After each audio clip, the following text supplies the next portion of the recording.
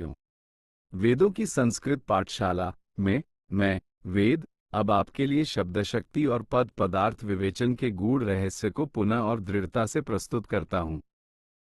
यह व्याकरण का वह दार्शनिक पक्ष है जो आपको शब्दों के केवल रूप से नहीं बल्कि उनके सार से जोड़ता है। ध्यान दें, ये ज्ञान केवल परीक्षा के लिए नहीं, ये तुम्हारे संपूर्ण साहित्यिक और दार्शनिक चिंतन के लिए आवश्यक है। शब्दशक्ति और पद पदार्थ विवेचन, शब्दों के अर्थ का रहस्यमय वेद। मेरे प्रिय विद्यार्थियों, अब हम शब्दों की उस आंतरिक शक्ति पर विचार करेंगे जिसके कारण हम किसी ध्वनि को सुनते ही उसके अर्थ को ग्रहण कर लेते हैं। ये शक्ति 3 प्रकार की होती है। 1. शब्द शक्ति। अर्थबोध की 3 कुंजियां। शब्द शक्ति वह सामर्थ्य है जिससे शब्द अपने अर्थ का बोध कराता है। ये 3 प्रमुख हैं: अभिधा शक्ति, सीधा और मुख्य अर्थ। यह क्या है? ये शब्द की प्राथमिक शक्ति है। जब शब्द अपने संकेतित, रूढ़िगत या मुख्य अर्थ को सीधे सीधे बताता है तो उसे अभिधा कहते हैं। उदाहरण: जल कहने पर तुरंत पानी का बोध होना, मनुष्य कहने पर मानव जाति का बोध होना। ये किसी भी भाषा का आधार है। उपदेश, अभिधा से ही हमारा प्रारंभिक ज्ञान शुरू होता है। लक्षणा शक्ति, संबंधित और गौण अर्थ। यह क्या है? ये तब प्रयोग होती है जब शब्द का मुख्य अर्थ, अभिधेयार्थ, वाक्य के संदर्भ में बाधित हो जाए, यानी वह अर्थ ठीक न बैठ रहा हो। तब मुख्य अर्थ से संबंधित किसी अन्य अर्थ को प्रयोजन या रूढ़ि के कारण ग्रहण किया जाता है। उदाहरण: यदि कहा जाए, रमेश बहुत ही आग है, क्या रमेश सचमुच जलती हुई आग है? नहीं, मुख्य अर्थ बाधित है। आग शब्द का तेजस्विता या क्रोधी स्वभाव से संबंध है। अतः यहां लक्षणा शक्ति से तेजस्वी या क्रोधित अर्थ लिया जाता है।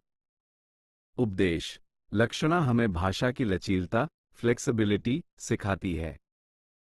व्यंजना शक्ति, गूढ़ और व्यंग्यात्मक अर्थ। यह क्या है? ये सबसे सूक्ष्म शक्ति है। जब अभिधा और लक्षणा से अर्थ व्यक्त हो चुका हो और वे शांत हो जाएं, तब जो गहरा, अप्रकट या व्यंग्यात्मक अर्थ निकलता है उसे व्यंजना कहते हैं। यह अर्थ श्रोता, वक्ता, परिस्थिति आदि पर निर्भर करता है। उदाहरण: यदि गुरुजी कक्षा में कहें, अब सूर्यास्त हो गया, इसका मुख्य अर्थ अभिधा है, सूरज डूब गया। लेकिन इसका व्यंग्यार्थ हो सकता है, अब कक्षा समाप्त करो या अब घर जाने का समय है। उपदेश, व्यंजना ही काव्य की आत्मा है, ध्वन्यालोक। ये साहित्य को उसकी गहराई, सुंदरता और अनंत अर्थवत्ता प्रदान करती है। 2. पद पदार्थ विवेचन। स्फोट सिद्धांत में वेद शब्दशक्ति को समझने के बाद व्याकरण दर्शन का सबसे गहन प्रश्न उठता है: शब्द का वास्तविक स्वरूप क्या है? क्या है ये? पद पदार्थ विवेचन में यह विचार किया जाता है कि एक पद, शब्द, किस रूप में अपने पदार्थ, अर्थ को व्यक्त करता है। क्या शब्द क्षणिक ध्वनि है या नित्य सत्ता? स्फोट सिद्धांत, द थियरी ऑफ स्फोटा, प्रवर्तक इस सिद्धांत के महान आचार्य भर्तृहरि हैं, जिन्होंने अपने वाक्यपदीय ग्रंथ में इसे स्थापित किया। सिद्धांत: भर्तृहरि कहते हैं, शब्द की बाहरी ध्वनि, नाद, क्षणिक और परिवर्तनशील है। वास्तविक शब्द तो श्रोता की बुद्धि, चेतना में अखंड, नित्य और अर्थयुक्त रूप में विद्यमान है, जिसे स्फोट कहते हैं। ये ध्वनि तो केवल उस नित्य स्फोट को प्रकट करने का माध्यम मात्र है। उदाहरण: ग, आ, य वर्णों की ध्वनि क्रम से आती है, लेकिन गाय का अर्थ हमें अंत में एक साथ अखंड रूप से बोध होता है। यह अखंड अर्थ ही स्फोट है। उपदेश, ये सिद्धांत तुम्हें सिखाता है कि भाषा केवल विचारों का आदान प्रदान नहीं है, ये चेतना का विषय है।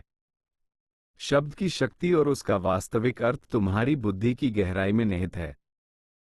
मैं वेद, तो मेरे प्रिय विद्यार्थियों, इन 2 अंगों का अध्ययन आपको शब्दों के रूप के साथ साथ उनके सार से भी जोड़ता है।